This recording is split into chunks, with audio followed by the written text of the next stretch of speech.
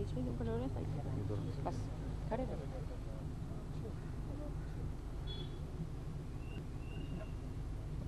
आज सिर्फ एक मुकदमा ख़त्म होने नहीं जा रहा या उसकी समाअत ख़त्म होने नहीं जा रही, बल्कि जो सियासी यतीमों का मेला लगा हुआ था उनका आसरा भी आज ख़त्म होने जा रहा है।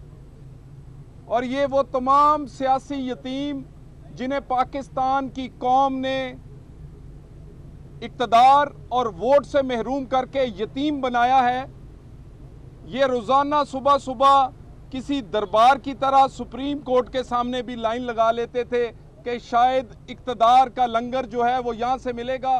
पहले भी कहा है, यहाँ से इक़्तिदार नहीं, यहाँ से इंसाफ मिलता है। और आज ये सियासी यतीम, आखिरी सहारा इनका जो ख़त्म हुआ है, इसके बाद सिवाय इसके कि 2018 में अवाम के पास जाना पड़ेगा और कोई ऑप्शन इनके पास नहीं। हमारे मुअज़्ज़ज़ जज साहिबान भी सोचते होंगे कि आखिर ये पूरी अदालत नवाज शरीफ के सियासी मुखालफों से क्यों भरी होती है।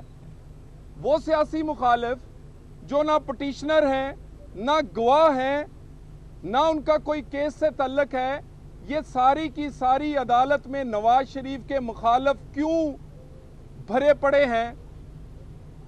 वो भी, उन्हें भी पता चल गया होगा कि ये इंसाफ लेने नहीं, ये एहतसाब के लिए नहीं, ये नवाज शरीफ को गिराने आते हैं और अब ये अदारों का कंधा इस्तेमाल करना चाहते हैं। ये सियासी मुखालिफ बेशुमार दफ़ा अवामी अदालत में उन्हें न गिरा सके, ये अब इधर इकट्ठे होकर उम्मीद लगाए बैठे हैं। सियासी मुखालफीन से भरी हुई अदालत इस बात की गवाह है कि ये मुकदमा कानूनी नहीं, ये सियासी है। ये मुकदमा एहतसाब का नहीं, ये मुकदमा इक़्तिदार का है। और बार बार एक सवाल उठता है कि ये मुकदमा सादिक और अमीन का है। 3 सवाल हैं और कौम इन 3 सवालों से दिलचस्पी रखती है। फैसला क्या होगा, किसे जजा मिलेगी, किसे सजा मिलेगी, ये इतना अहम नहीं जितने 3 सवाल अहम हैं। क्या कोई एक पाई की भी करप्शन हुई? क्या ओहदे का वजीर आज़म ने गलत इस्तेमाल कभी किया?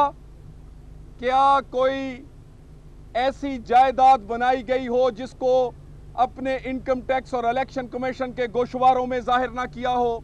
मैं दोबारा दोहरा देता हूं, कौम के लिए 3 सवाल अहम हैं और इन 3 सवालों से कौम फैसला करेगी कि कौन सादिक और अमीन है।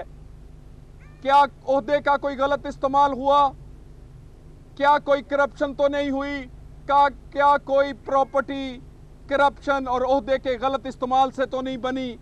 अगर इन 3 सवालों का जवाब, जो कि आज तक हमारी नज़र से नहीं गुजरा, और परसों ही आपकी हेडलाइंस मैंने देखी, कौम ने देखी, अखबारें पढ़ी, जब कल की हेडलाइंस पढ़ी कि वजीर आज़म नवाज शरीफ के खिलाफ ना करप्शन ना ओहदे का गलत इस्तेमाल JITB साबित नहीं कर सकी, तो मुकदमा हमारे लिए ख़त्म हो गया।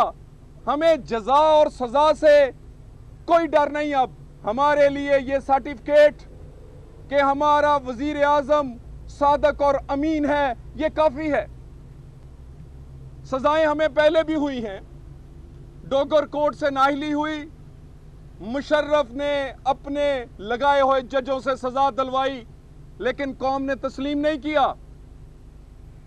अब तो एक कानूनी और आईनी अदालत है, वो अदालत जिसके इज्जत और एहतराम में इजाफे के लिए नून लीग ने अपनी जान से लेकर हुकूमत तक वार दी थी।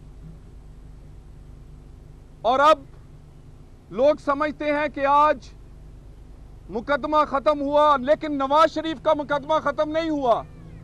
नवाज शरीफ का मुकदमा उस दिन खत्म होगा जिस दिन पाकिस्तान से दहशतगर्दी खत्म होगी, क्योंकि उसका मुकदमा अमन का मुकदमा है। नवाज शरीफ का मुकदमा सी पैक मुकम्मल करने का मुकदमा है। नवाज शरीफ का मुकदमा पाकिस्तान को अंधेरों से उजालों में लेके जाने का है।